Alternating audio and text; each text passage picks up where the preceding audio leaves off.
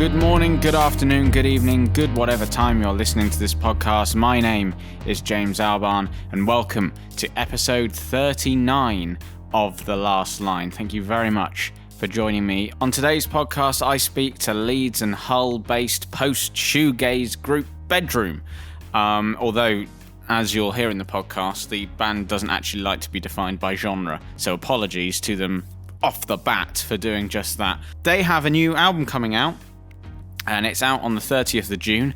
You may be listening to this after the 30th of June, and so in that case, it'll be out now, and you can listen to it on all good music streaming platforms. I'm sure you can buy physical copies from the band, etc. I'll leave links in the description of this podcast to the band's Bandcamp and website, so you can go and check them out and find places to go and listen to their music.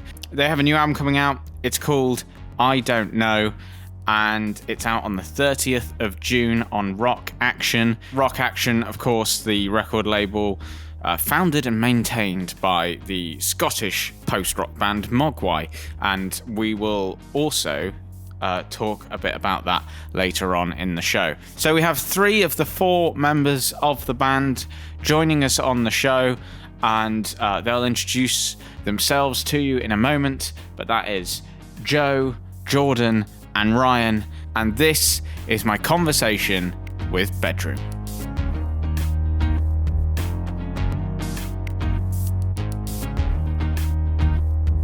I might get you to start because it's the first time I've ever had multiple people on at the same time in a podcast setting.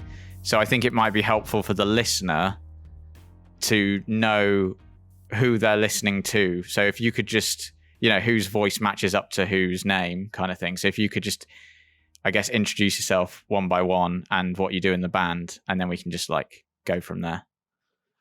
Sounds good. I'm Ryan, and I am the singer and play some guitar in the band. Brilliant. I'm Jordan. I play bass and synth in the band.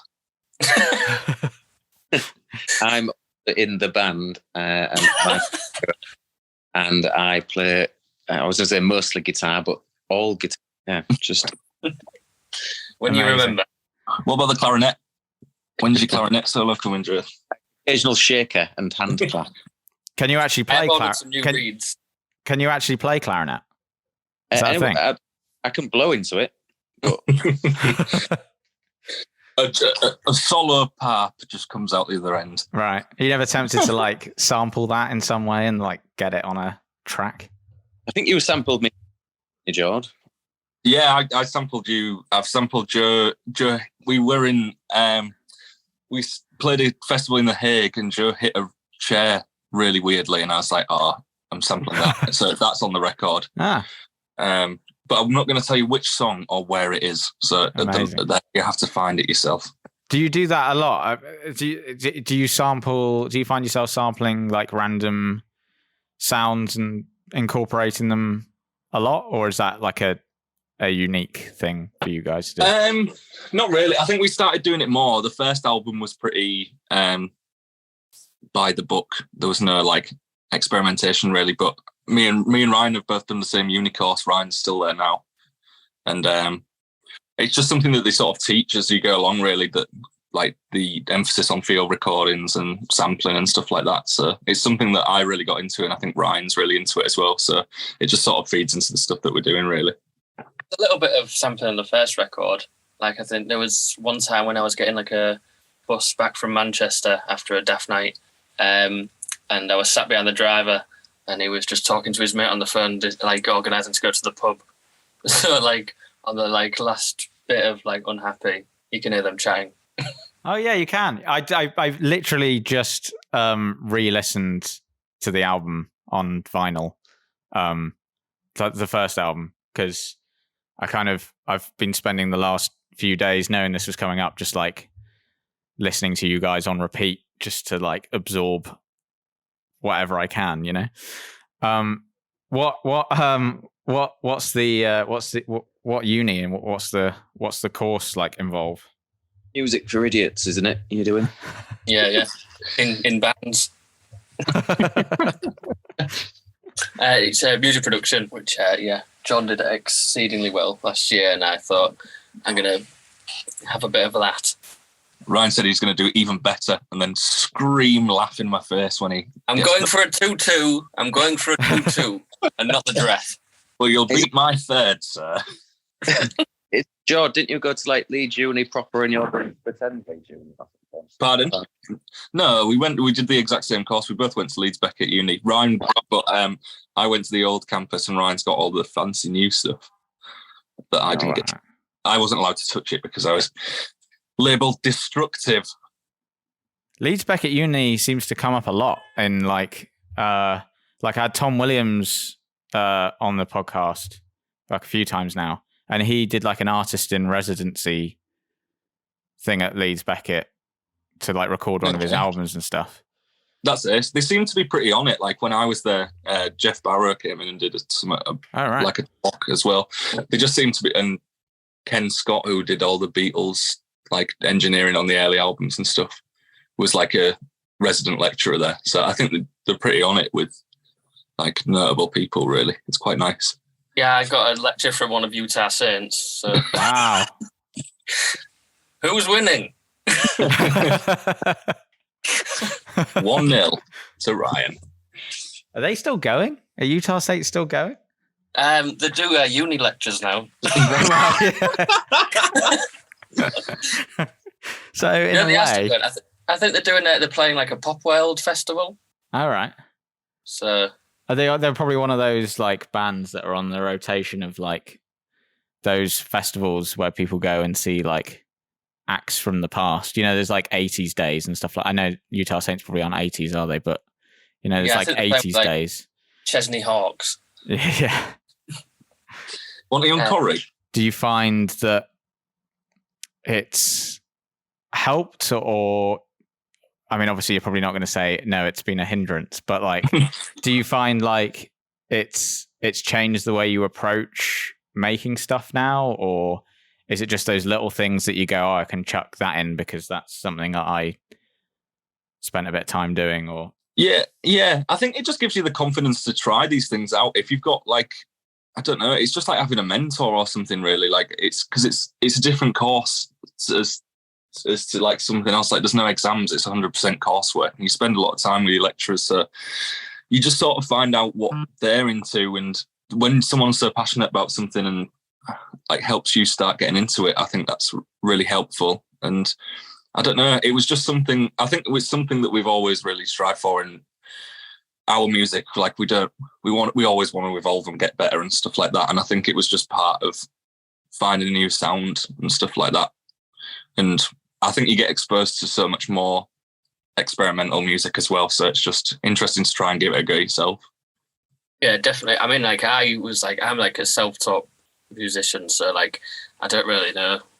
I just wanted to try and I wanted to do it to try and, I don't know, expand, like Jordan said, your musical vocabulary a bit. And yeah, it just gives you that time to kind of like don't get me wrong, it is stressful. Like last year I had like loads of coursework to come in while I was in the van, like on tour, which was not ideal, but it's definitely helped in the long run.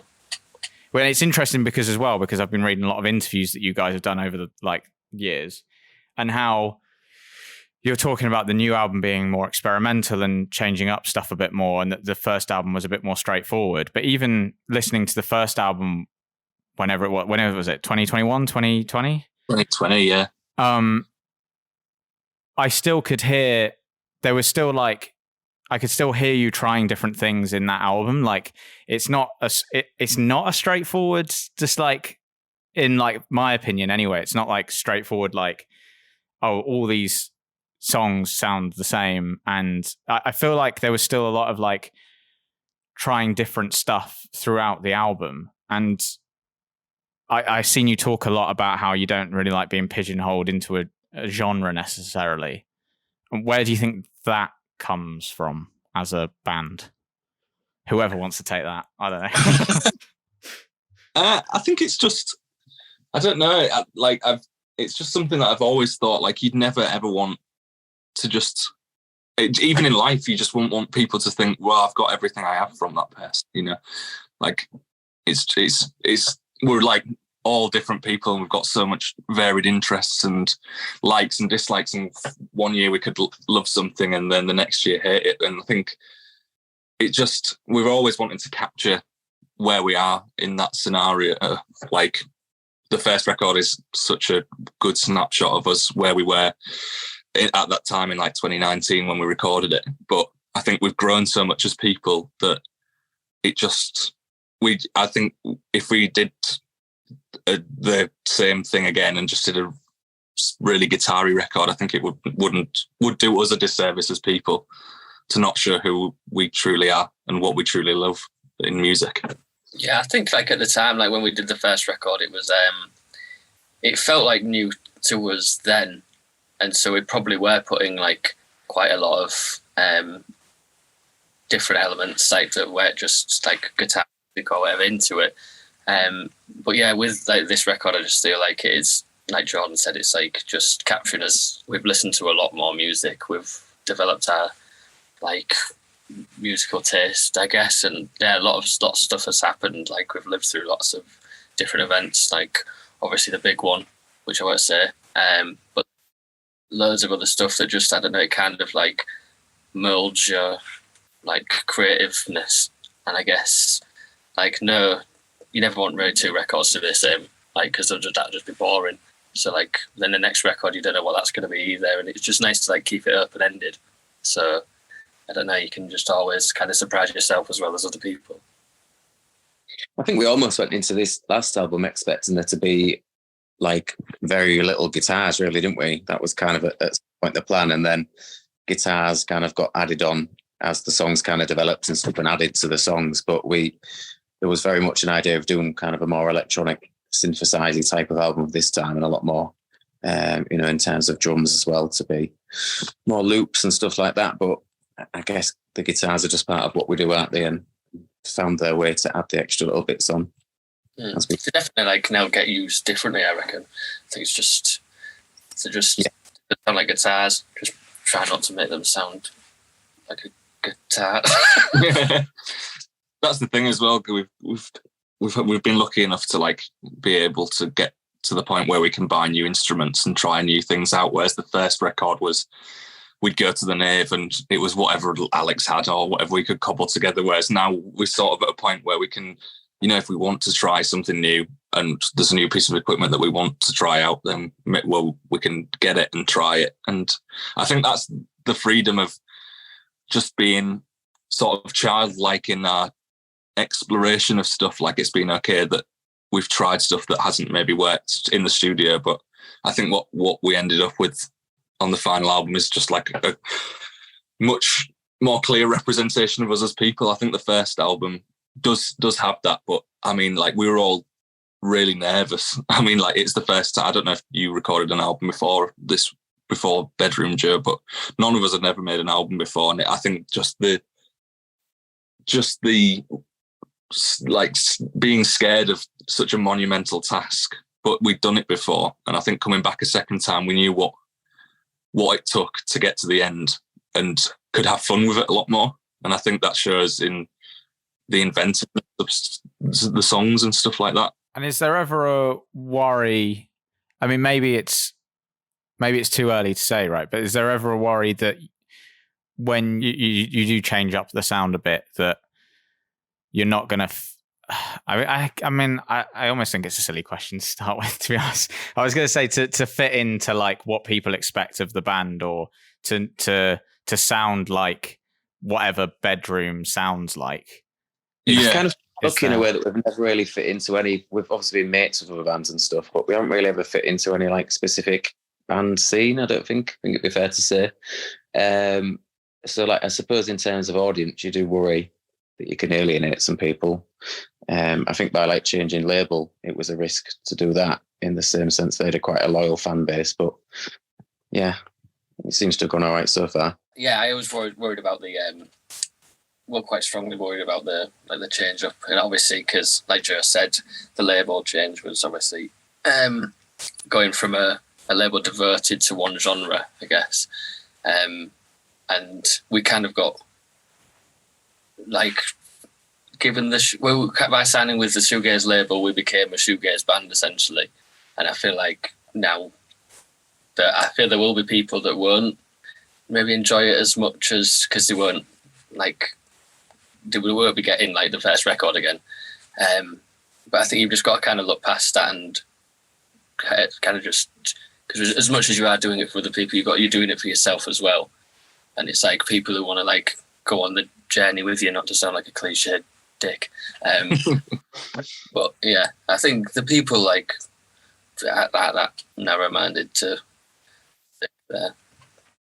There's a interview that I always think about whenever I get asked stuff like this, and it is like between David Bowie and Trent Reznor, and David Bowie just says like, as soon as you start to think what anyone else apart from yourself will think of it, you're just going to lose, because there's so many voices in the world that could tell you how to do it, but at the end of the day, it's our four voices, and if we don't do what we want to do, then I don't think we'd be happy doing it. Like I'd rather like go down with the ship, but knowing that I'd built it with my own hands, rather than have like another label come in and chop us to pieces and sell us to Radio 1. And also that in a way would also alienate people, right? Like the people who are already fans of your work aren't probably the same people that would like it if you were chopped up and put onto Radio 1 necessarily, do you know? I mean, maybe there's a crossover, but I did want to talk to you about that label switch, if that's okay. Because what sort of, how did that happen? And I think maybe for some people listening, they won't really necessarily know like why that might be a big deal, or why that is like quite a big decision to make. So what was the thinking behind it? Well, we've been on tour in 2021, and Stuart Braithwaite came to see us at a pub, place called the Hug and Pint in Glasgow. Stuart Braithwaite of Mogwai, for people listening who don't know. Yeah. And we went for a drink with him after the show, and he was being really complimentary and really nice, and he just said there'd always be a space for you on Rock Action if you ever wanted it, or something to that degree. And I think we were all just a bit drunk, and we're like, yeah, that's great, but I think we're going to stick with Sonic Cathedral for the next one. And then the following year we got asked to go on tour with them, and we tried recording the album twice at that point, and it just wasn't working at all. Like we changed producers, and it wasn't right. I think we tried to make it sound more live, which really didn't work because we were quite into like all the studio trickery and stuff. So it just felt like there was no point in doing that. Like we'd just be removing like a really intrinsic part of the music making process by making it all live. So we stopped doing that and got invited on tour with Mogwai by Stuart. And then, I don't know, we'd spent so much time with them, and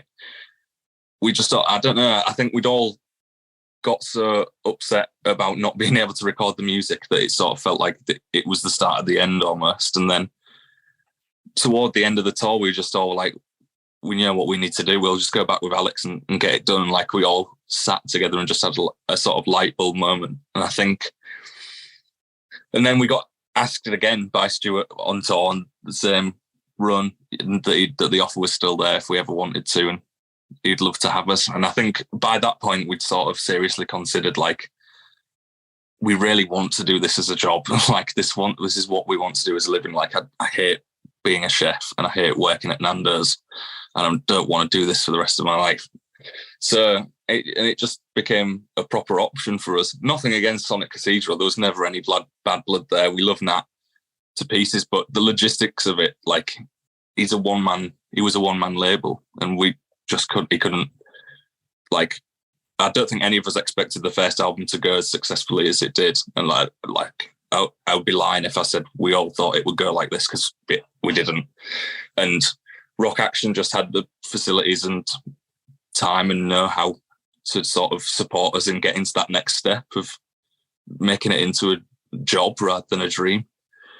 Yeah, it did feel very like next steppy, like even like, I don't know, getting recently we've been like playlists on Six Music and like just opportunities that might not really arise. I don't know. It's such like a sore like topic, because I remember when we spoke to Nat, like we had a Zoom saying it, and it was like going to a breakup, because he wasn't just like a label. It was like a really good friend. But sometimes, like when it comes to these decisions, you just got to like try and think what's right for you. Because I know full well that many of us would have just stayed there because of loyalty, which I guess is absolutely amazing.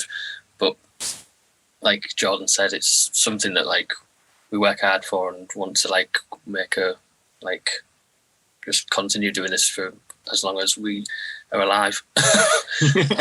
I always think like it's funny how in this game, in the music business, you always expect to have moments where you think like, oh, you've made it, or you've done really good, but there's so many just little baby steps into like getting to the position we've been today. It's been like 7 years or something we've been doing it. It's also gradual, and you realise unless you're one of like the really lucky bands in the world where you suddenly wake up and you've got a hit single and you're number one, that you just have to put the hours in and the years in, and that's the only way you really build your fan base up and kind of get to a stage where hopefully you can, do that as a living and actually spend more time making the music, and it's, self-sufficient and stuff. So yeah, and Mogwai and Rock Action was just the next step to doing that, really. And just off the back of that, do you feel like, because the first album did sort of blow up as far as I could tell, like I think, didn't you, when you won like the best albums at Rough Trade and stuff like that? And I know I don't know, again, it's on a very small level, but like the record store down the road where I bought your record from, like it was then he struggled to get it back in. Do you know what I mean? When it sold out, it was that kind of thing. It was like there was a buzz around this album. Do you feel like, because I know like because I'm based, a little bit of background, I'm a filmmaker is what I do generally. But I struggle to recognize when I've like, for want of a better word, achieved something, is that something? It's just picking up on what sort of Joe said there about it feels like more of a gradual process. It never feels like like we've made it kind of thing. Is it a struggle to recognize when, when something like you put on the best albums at Rough Trade, is it a struggle to sort of recognize that as like, oh, wow? Or is it a bit more like, okay, well, but we've still got to get in a bus and go touring and try and do this again on the next album, and like, do you know what I mean? Yeah, absolutely. It's such a weird thing because I don't know. I think the main thing is that you find out before a lot of people find out. So when it gets publicly announced, you're already so divorced from that because you're already moving on to the next thing. That, and I'm not saying that in an unappreciative way. Sorry, like these accolades are like absolutely incredible, but I don't know. I've just always been a person that's not dwelt on the fact that we've achieved something and rather looks to what we can do next. But I think it's just the way people are. Like, I don't know, the best bands in the world normally don't just do one thing and then think, oh, well, that was enough, and then stop. Like, I think developing and growing is the main aim of the game. It's not be a poet. When I remember though, when like they came out the album, like when all the stuff started happening, it was like literally mind-blowingly overwhelming. Like, and it's the fact that it didn't stop, and like the fact that it seems to not stopped. It's just like, not to say stop again. It feels like we're just waiting for it to stop. Like it's just, it has been like so unbelievable. Like even to have like to be on like podcasts like this, and like I said about like Six Music and stuff, that's always like just been like I don't know. You never think it's gonna happen. Are you saying it was a dream to be on the podcast? Because I'll take. I was saying we're retiring after this. Some guy who lives across the road from me. I barely ever spoke to him, and I got out the car the other day, and he came across the road and went to me, "Oh, you're busy, aren't you, at the moment?" I was like, "Oh, yeah." He was like, "Oh, you're rocking all over the world, aren't you?" I was like, "Yeah, I am." And it's like that sometimes, where it's like you can. It's quite cool, I suppose, really, but just funny. And a lot of people do say stuff like, oh, it must be great, or you must be making loads of money, and it's just because it's been such a natural progression and always happened quite organically. I don't think there's ever been a particular wow moment for me, but there is like cool things that happen along the way where you think that's really fun. I think it's even just like little things that become brilliant. Like you go into a room and someone's giving you free food. It's just like insane. You're just like, we've got this meal and it's for free, and like we can have a free drink, and it's like, I don't know. It's just those little things sometimes are just the ones that keep going. When you sell out a show, that's always a nice one, isn't it? That's always like, it feels real special. Just the idea that people are buying tickets to come see you in a different city where you've never been is like such a magical idea that I always kind of think. I mean, even like the fact that like there's 2 shows that have sold out for the tour in November. That's like bizarre. Like it's so long away. There's better things. Get a Snickers. You get 10 for those ticket prices. And the curly whirly. But I also think it's another one of those things of,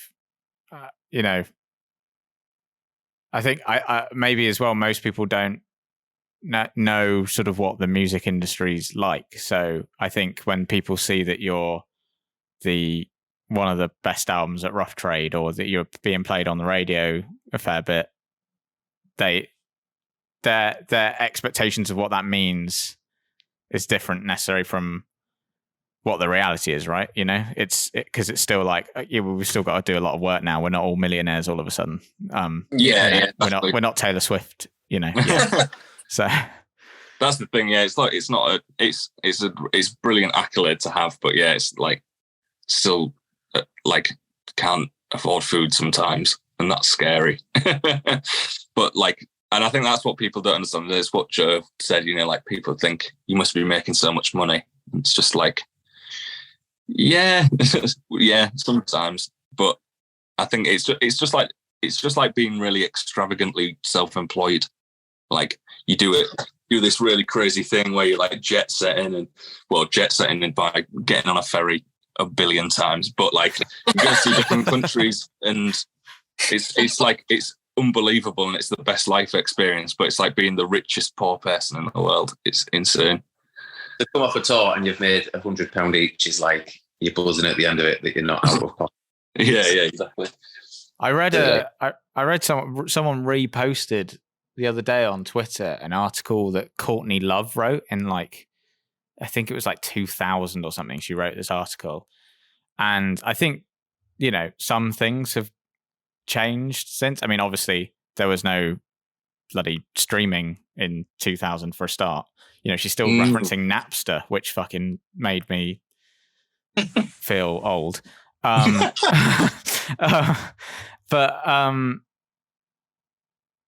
talking about how actually the pool of money for an artist gets smaller and smaller along the way, as I mean, obviously she's talking about like, I think talking about the massive labels at that point, the sort of like your Universals and stuff, but like, taking money along the way for different things and all that kind of stuff, and how people don't realize that at the end of it, the artist who actually made the thing also a lot of the time in some big labels don't even own what the art that they've even done. Like when a novelist writes a book, it's still their copyright, but on an album, it's not always the case, and I don't think a lot of people sort of realize that part of the whole music industry stuff. I mean, that's the thing. We've been so lucky because the labels that we have worked with have been so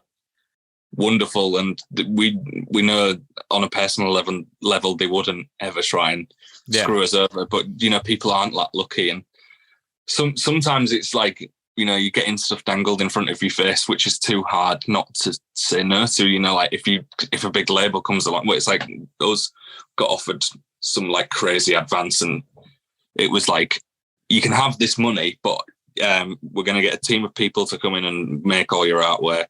Your producer's not going to be your producer anymore. We're going to get a brand new producer who's going to ruin all your music. And it's just like, we could have easily just said, yeah, let's do that because we can all put deposits on houses now and have a comfortable living. But then, I don't know, I'd rather go the hard way, and at least when we all perish, there'll be a body of work that's I'd be proud of, as opposed to trying to separate from myself for the rest of my life. Yeah, I think like Alex Groove said it best when he was talking about advance. He was like, it's not free money. It's like, but I can just see how people like, because it is like so enticing how like offers are presented to you. It's almost disgusting, like how they like, it's like blindside you with a big fee and then all these promises. But again, you're not reading this small print, are you? But I think that's like something like nowadays is that you can't. I feel sorry for bands who don't have, the radio pluggers or the people to do the PR and stuff like that, because it feels like without that, it's very difficult to get to music on the radio or get to the blogs or get to, places. It feels like you have to have a level of money behind you, which we only get from the labels for most people. I don't know. It feels like things rarely happen just organically and can just kind of grow from fan-led stuff. I might be wrong. Yeah. Do you think live is still the because you hear artists all the time saying you just got to play live and just keep going and getting in front of people. Do you think that's still the case, like even today? I mean, 100% for you guys.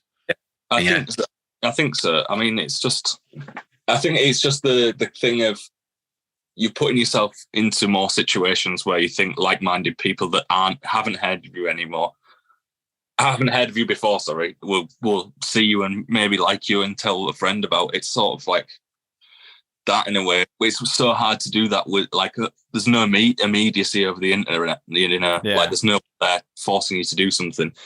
Whereas if you stood in a pub and then you're like listening to music and then you're like, actually, I like this band, and then give them some of your time, like that's the best way to do it. And people in it, and I think there isn't a substitute for that. And I think we used to drive 4 hours from Hull to London, play a show for an hour, get back in the car, drive back to Hull. We have really put in the miles over the years, and we used to do that once, twice a week, didn't we? Yeah. Get anywhere. Because it can be hard as well, right? Because we've done gigs in the last year where we did one awful gig where literally the audience, for the most part, just talked for the whole set, and you're just sitting there going, what's the point, right?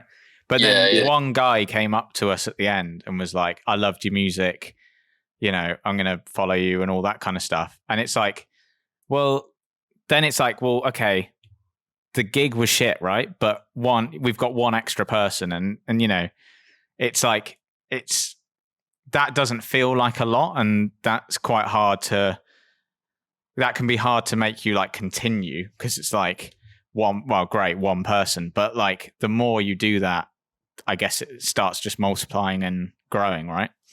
Yeah, and I think the main thing, one of the things our manager always used to say to us when we were starting out was just it don't matter if there's 100 people there or just an old man and his dog, just you play your heart out and you give 110%.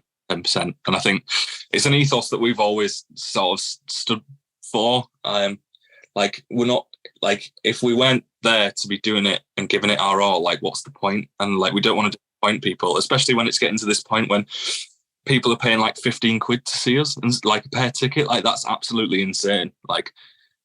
It's just we feel that we've got to put that effort in, and I think that's one of the main things that maybe got us a few more fans, in that people could see how passionate we were about stuff, and when people see that, they sort of take note. And I think it's just about finding like-minded people, and I think the best way to do that is unfortunately get in a car and drive all over the country.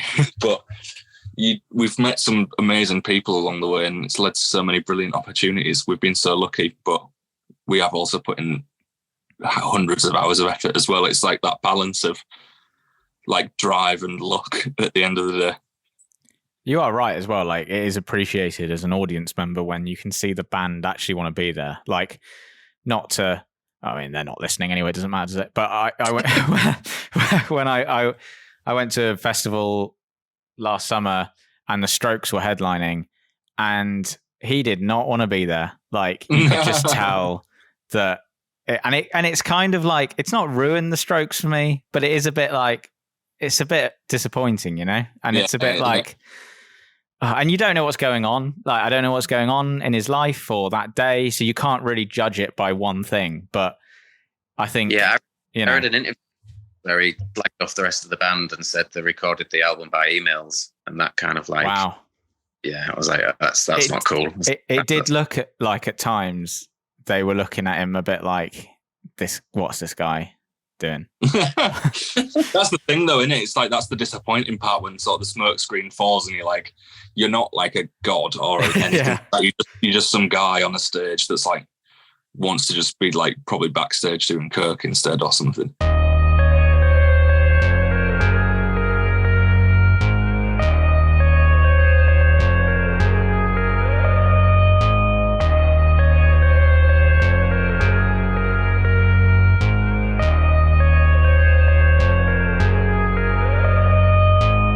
We should probably talk about the new album.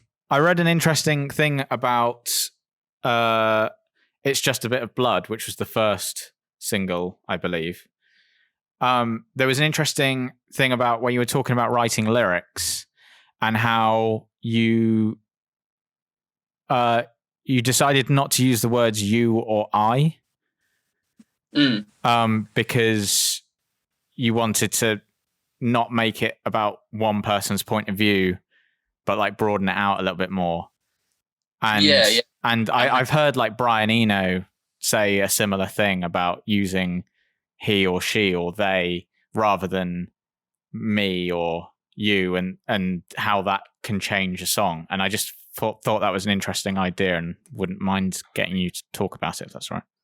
Yeah. I mean, well, like the first, in terms like as I write the lyrics, the first record was really very personal to me, and this one is too as well. But I was finding it quite difficult. I mean, it's quite difficult being honest. Like it was probably quite easy with the first one because I can't remember it, and I was probably fucked a lot of the time. But this, I was like trying to keep a bit more of a level head and kind of be a bit more chill. But then it definitely started to affect my mental health a bit by being so honest. I guess it was like the anxiety that it induced. So it was Jordan Greaves had the idea of like just speaking in, like we're using he or she instead of I. And it really did just completely like leveled me out. Just found it a lot more like easier. Like, so when you hear he and she, it probably means I, but it's math in a different word. But yeah, it was just really nice. Like, I think that just is another like proof of like us working together so well. Like, it's like things like that, and it took me a long time, I guess, to like when people criticize your words, it's kind of a bit personal, and I did take it a bit personal to begin with, but from like looking inwards more, you know, it's like for the good of the whole thing. So that whole changing it to he and she was just a really important and probably very helpful idea. I think as well, it's when we're recording, it's such a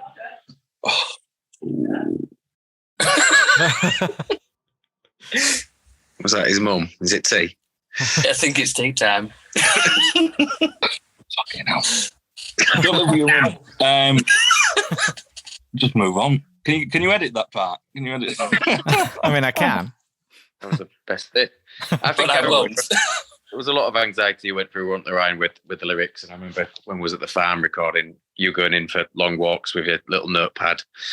And I think it must take a lot. I can only imagine to put so much of yourself. But I think that's a lot of people like that human element. And like lyrics that they can relate to in some way. So I think it's kind of important to have that emotional connection in it with what comes out.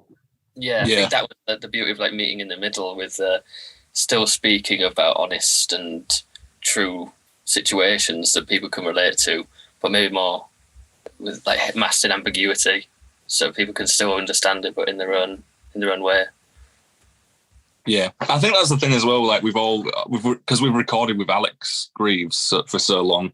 Like everything that we have released now has been produced by him. I think we're on such a great personal and professional level with him that we can, I think, be as open as we possibly can with someone, with him. He's like a fifth member when we go to record and stuff like that. It's really nice.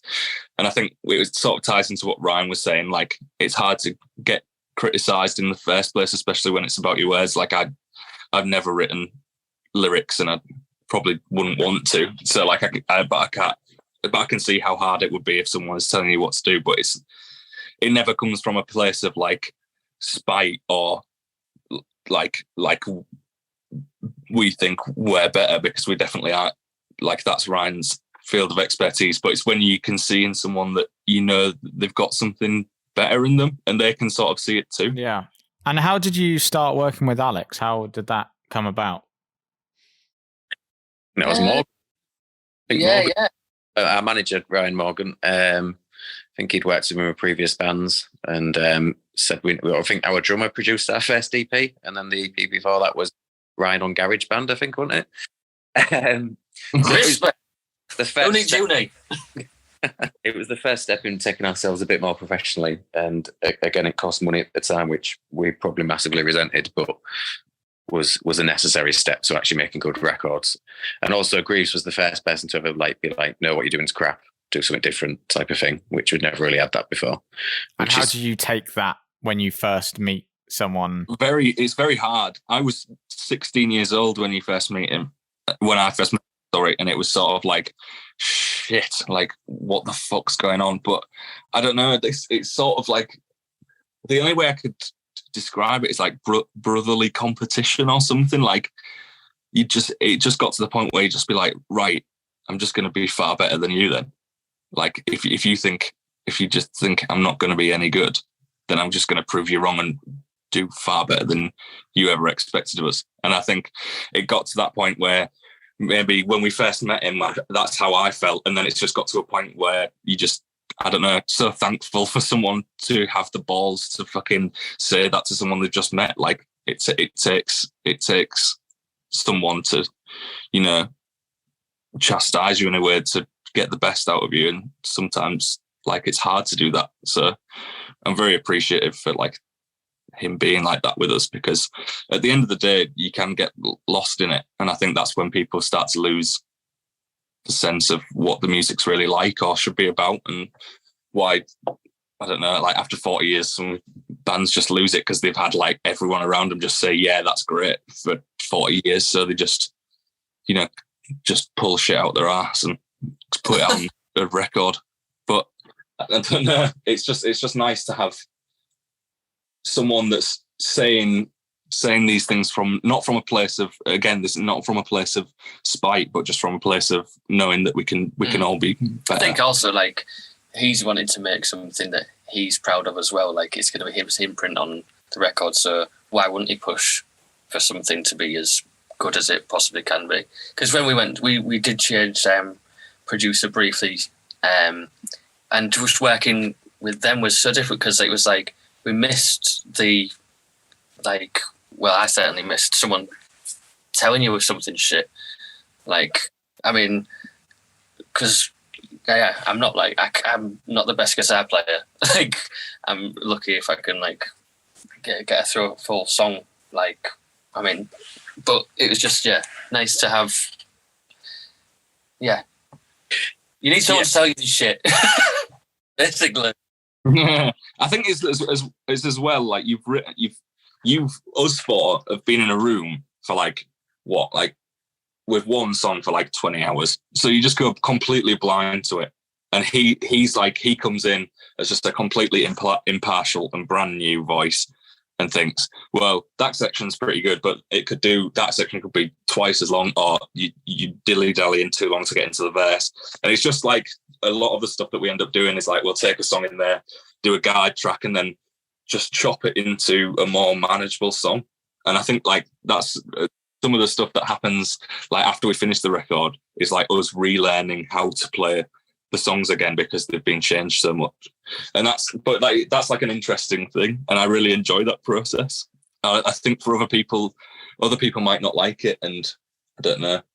It's just the way we've learned to work, and I think it just feels like it goes through so many processes that at the end you definitely know that this is the best possible outcome. It's part of the for what you've done. experimentation that's so fun about it as well.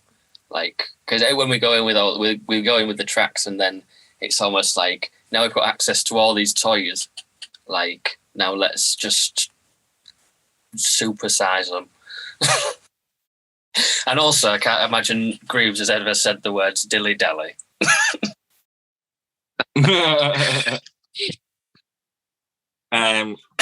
Yes, he has. Proper stuff has done it. I always like, he really lives through every song that we ever record with him. Like the glasses come off, and then he wipes his brow, and then he sat, and then but it's all so well intentioned that he just wants the best like of the song. And I think any song we've ever taken to him, he's improved in some way and added his extra kind of 10%. And you can't really ask more for that than a producer. I think what you said about having someone there to say no is like, because I say it all the time about there are certain filmmakers out there that I think you can tell at what point in their filmography that people just started would just go, yeah, fine, because you're whoever. And I think it's so important sort of creatively to have that sort of check, someone there to check you, but like that you still, like you said, that you still sort of connect with creatively and that kind of way. We talked about like the experimentation fitting in more with this album, and you said it started out more like you were going to make a sort of synth record, and there's definitely like guitars have definitely come through and all that kind of stuff. Like what's been the, I don't want to say the journey because that's awful, but what's been the journey of the second album? I think it was sort of the polar opposite of the first one, really. We'd all agreed, especially with Greaves, that like we should start with synths and then work towards using guitars, whereas the first one was definitely get all the guitars down and see what synths we can add at the end. And I think it gave it just much more of like, I don't know, it's just a completely different process, as like you're thinking in terms of texture and atmosphere and stuff. And it's something that all of us love so much. We're massive ambient music fans, and it's something that we always really did consider with our music. But I think this album it's really something that shines through the most, in that like every sound has been like cared for and like questioned and stuff like that. And it was just a process of making broad brush strokes and then refining them over a period of time, rather than just having a clear-cut idea. Like, we knew what we wanted to record, but we didn't know how that would sound. And it came out really well in the end, I think. I think, like, our influences have developed as well. So, like, it's obviously what you usually end up, like, writing like, around your influences at the time. And I think just music, like, music journey. You've got me going. I've started the journey. Embrace the journey, guys. Embrace. Don't stop believing, Ryan. Drink every time you say journey. I just think like from listening to a lot more music has like definitely shaped like kind of how I like write.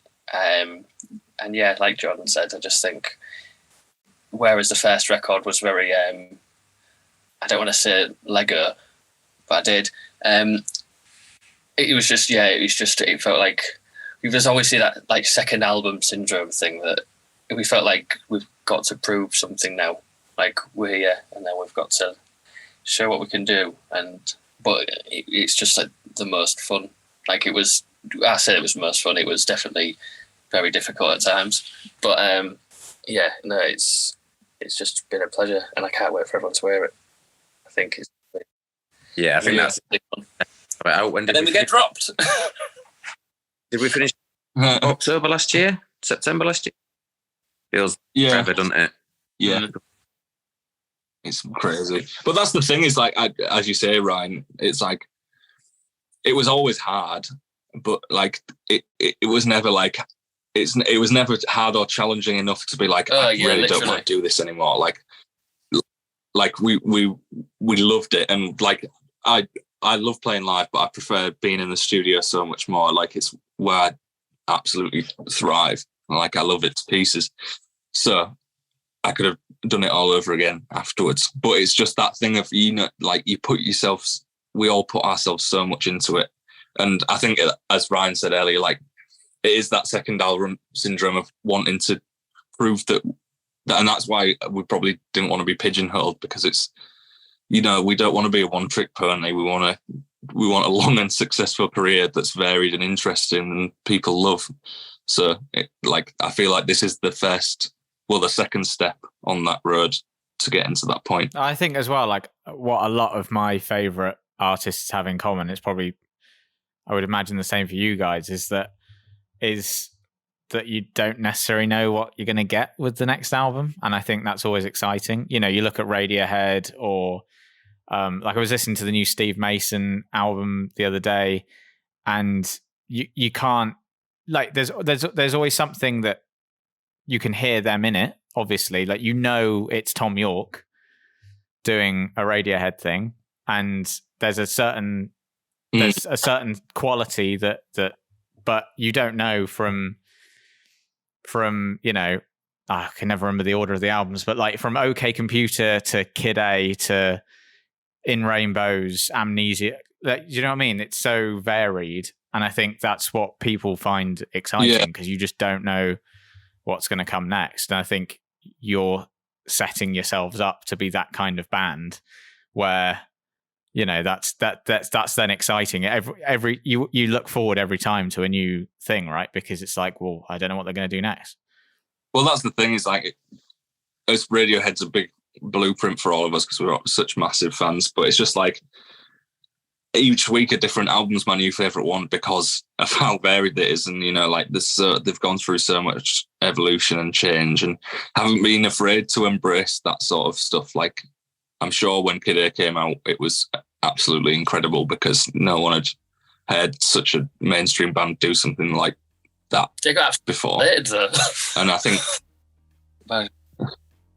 yeah, well, that gives us hope, doesn't it? Maybe in 35 years, my kids will think, what a flipping brilliant record that critically and commercially unsuccessful. We're doing it for the future.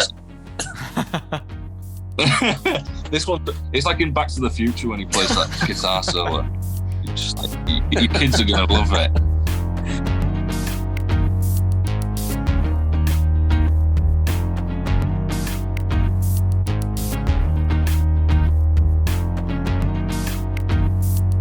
So there you have it, Bedroom. My thanks to the guys for joining me on the show. My thanks to you, the listener, for joining me this week. Be sure to check the description for links to Bedroom's work, and where you can go and listen to their new album, I Don't Know, that releases on the 30th of June.